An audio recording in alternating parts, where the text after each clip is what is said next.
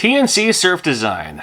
Not working. Little something called open car surgery. Let's see if we can't get this game working again. How are you feeling? You got John Riggs here. I don't have a tech background or engineering degree. I just been doing the same things I've been doing since like the 90s to get not working games working again, and I've had a pretty decent success rate. Not just T&C Surf Design, but Wrecking Crew as well. When I was gifted both of these at the Music City Multicon in Nashville, he said this one's not working, and this one, well, just see for yourself. So I'm curious to see what this is going to look like. We'll have a look at this one here pretty soon. But first, let's pop this in and see what it looks like. Sometimes you can kind of tell if it's going to be like a bad ROM chip, if it's just dirty. I have a feeling it won't work at all. But we'll just have a look. And we're going old school YouTube today. I'm not going to be plugging in all my stuff and capture. I'll just show you directly to the monitor that I see, because I am efficiently lazy. So when I turn on T&C Surf Design, here's what I see. I see it wants to turn on, but nothing's happening. All right, well, I guess we can just try cleaning it. I just realized there's no screws in this. It's literally taped together. So we could just open it up like this. Here's this. Oh, that's interesting. I don't see these too often. Interesting. What I'm looking at is on the back, somebody attached one of those things, and it looks like it was officially done in the factory. Like it just wasn't working. It's like, oh, we just have to add one of these to it, and it'll start working again. Every once in a while, I've seen the Super Mario Brothers that was the same way. But, oh. Well, I use these 1-up cards. There's a fluid side, a dry side. Q-tips and rubbing alcohol will be fine too, but these are just efficient. Fluid side. Here we go. Just a little bit of fluid side. The fluid side, it's just rubbing alcohol anyway. Isopropyl alcohol, whatever that stuff's called. Like I know. I'm just going to do a little scrub-a-scrub. On backside as well, scrubby. That's all I'm doing. I've had so many people in the comments saying, don't go back and forth, gotta go with the grain, not against the grain. I was like, oh, okay. I mean, I'm sure they're not wrong, but here's me being wrong. You can pop it in just like this too. You don't need to put it back in the cart. I'm using a top load. Oh, this is a clone system. It's the Super Retro Trio 3 Plus. It works for most. And if it doesn't work after I do the few usual things before I start soldering, I'll pop it in a legit top loader, just as a like a fallback, you know. So like I said, you can just pop it directly in just like that and turn it on here. What do we got? Title screen? Nope. All right, let's try the Bright Boy. If you've seen this series of videos before, you're like, you do the one card every time, and it never works the first time. Well, sometimes it does, and especially if you're, you know, getting games at a yard sale or even convention, and you don't, you know, I always like to clean games myself just so I know I've gone through the process. Hold on, let me mix it up a little bit, just a little cocktail style here, okay? This is a metal polisher called Bright Boy. That's what the cover looks like. Okay, and just a little bit on a Q-tip, a little bit will go plenty. I'm always very sparing of stuff, you know? Always very sparing of stuff. I'm sure there's people who just glop it on there. I'm that way with like Windex. Like when I'm like cleaning windows, I try to spray it at a distance that gets the most surface area instead of just going like all over. I try to use as little as possible. It's probably my upbringing, you know, just like the, you know, what we have is what we have. We got to make it last, you know? If you don't have to use it all, then even better.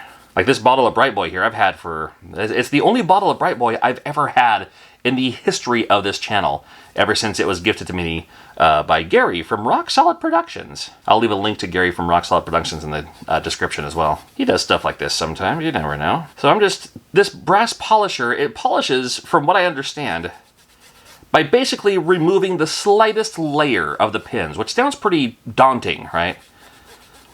But you think about it like when you resurface a disc. That's what resurfacing a disc is. It's just removing a small layer to make it all uniform. And this is picking up all kinds of junk by doing this here. This was the side that had the wetness to it, and then the dry side is that side. All from this one T&C Surf Design. Do not lick your fingers after doing that. Afterwards, I'm still going to do the 1-up card just to pick up any residue that may have been left out. You cannot see it. Maybe you won't see it. But imagine putting all that junk and residue and stuff back into your console and then having it like harden in your console with the pins and everything. Don't do that, man. So I'm sure there are purists who are just like, don't even use Bright Boy. They always hear don't use Brasso, right? Well, I've never had a game not work because I've used Brasso, but I'm more cautious about using Brasso. And hey, you know what? Maybe the game works afterwards. Congratulations. But then that residue that sticks around and putting it back into your system and having it do that, it could cause some serious damage. So it's not, you know, just your games, do whatever you want, but know that something might happen. I'm not trying to threaten you. I've seen it before, and it's not a good look. Back in there, just like that. And here's hoping, here's hoping. Whole lot of nothing. Let me try. So the third thing I usually do when the 1-up card doesn't work, the Bright Boy doesn't work, I just try to reflow the solder points. Now, I'm not adding any new solder onto them. I'm just using the solder that's already been here. But it's been sitting here for like 30 years. So sometimes just reflowing it breathes new life to it. So I have my soldering iron here, and I just kind of touch the solder points that are already there. And you can see them get shiny for a moment. And you can feel a little resistance where it just kind of gets, you know, liquid, if that's the right terminology. And you just touch up each point individually. And I'm going to do that for all of these ones down here and then these ones up here. I'm not going to worry about the CIC. Not going to worry about this other chip up here either. Yeah, very technical. There's other chip up here either, you know. Reminds me of a joke that I can tell while I'm doing this. So a man comes home from heart surgery. Just had a you know, heart surgery. Comes home, looks at his wife, little twinkle in his eye, little wink, blows a kiss. The wife says, absolutely not. You just got out of surgery. You just had heart surgery.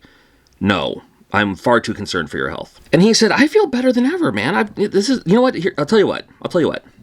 I'll get a doctor's note that proves that I'm okay for everything, right?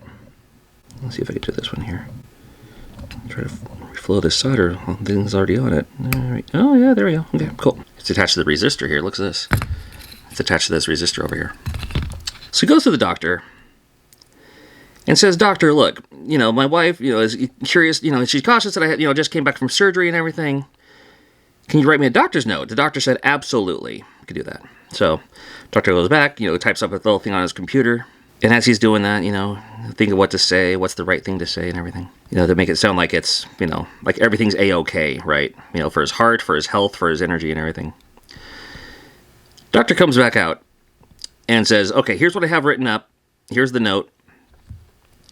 And it says, Dear Mrs. Levine, doesn't matter. When you tell this joke, you can say whatever last name you want. But, Dear Mrs. Levine, I have been the doctor on this procedure. I've been doing this for 30 years, and I'm here to say that it was a best-case scenario. Everything went swimmingly. Everything went perfectly. In fact, along with his new heart, his new health, and the medication he's on, he has the vigor and power and stamina as a man 30 years younger. And he said, that's fine and all, but can you replace to Mrs. Levine and have it say, to whom it may concern? And with that, all the points are reflowed except for this last one here. Come on. Come on. I'll flip it around here. Maybe I can get it better from this angle. Some of these are really tough. Okay. Well, let's give it a shot. Fingers crossed. I also got to apologize. I said top loader. I meant toaster model. This toaster model actually works really, really well. I'm really happy about it. But here's hoping. Put it back in there and a whole lot of nothing. That's what it shows when nothing's working. That's too bad. Well, couldn't get this one to work today. Feel bad about it, but that's all right. We'll do more open cart surgery videos soon. As soon as we get some more broken video games. I got a few more coming up, so make sure you're subscribed and we got those on the way.